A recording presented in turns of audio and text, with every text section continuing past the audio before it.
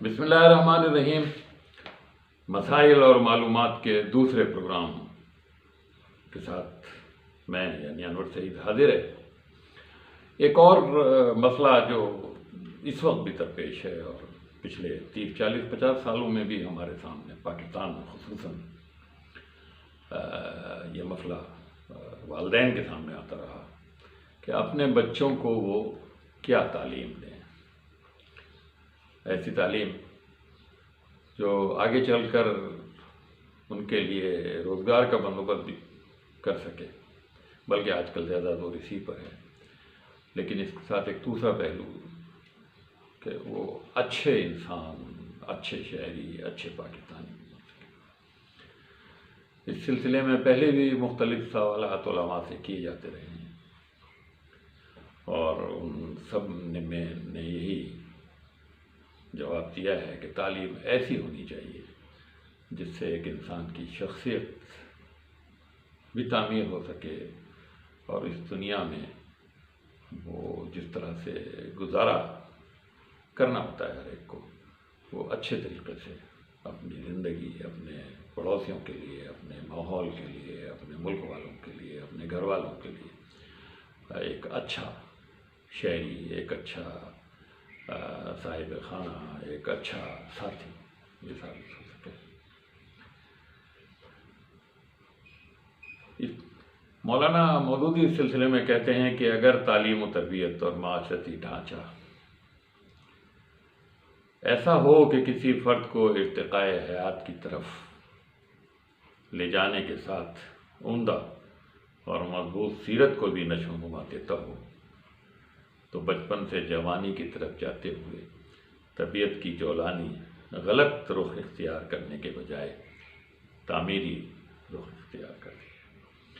یعنی ان کا کہنا یہ ہے کہ بچپن ہی سے اس طرح کی تعلیم دی جائے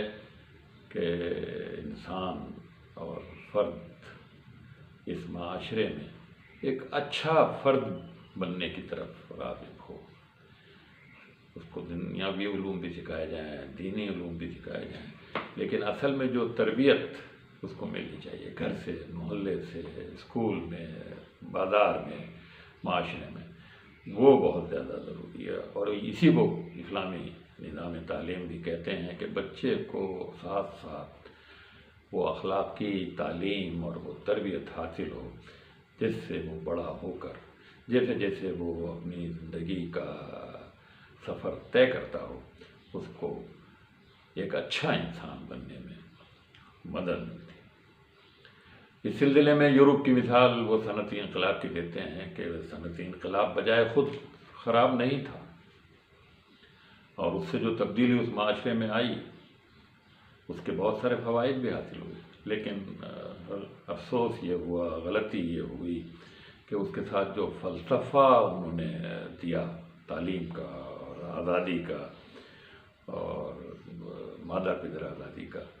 اس نے اس یورپ کے ماحول کو خراب کر دیا۔ اور نتیجہ یہ ہے کہ ان میں اخلاقی طور پر جو یہ الگ بات ہے کہ ان کا سسٹم اتنا اچھا ہے اور اس میں پکڑ کی اور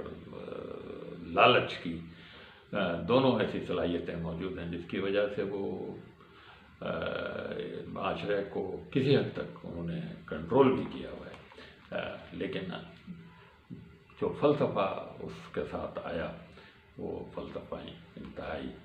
مضر اور اسی فلسفے کا نتیجہ ہے کہ انہوں نے اپنے لیے تو اچھا ماحول پیدا کیا، لیکن غلام قوموں کے لیے، کمزور قوموں کے لیے، کمزور انسانوں کے لیے ان کا جو فلسفہ تھا اس نے ان کے ساتھ ظلم و زیادتی پر ان لوگوں کو کیا۔ مادی ترقی بے شک ہو،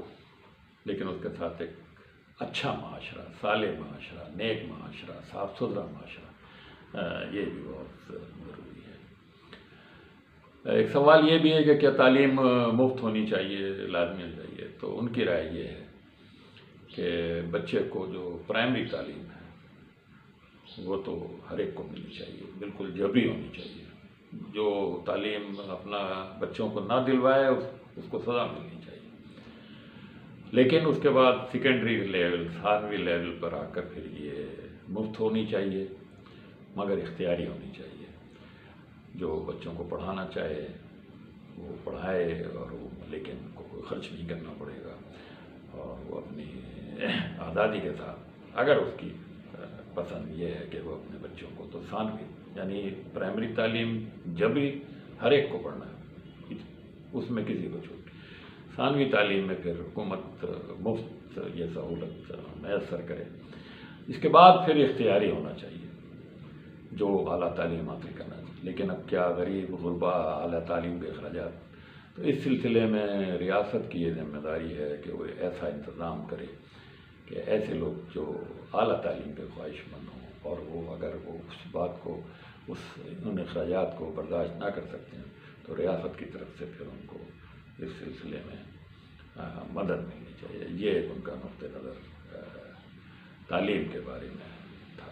انشاءاللہ پھر اگلے پروگرام میں حاضر ہوں گے. اب اجازت دیجیے. اللہ حافظ.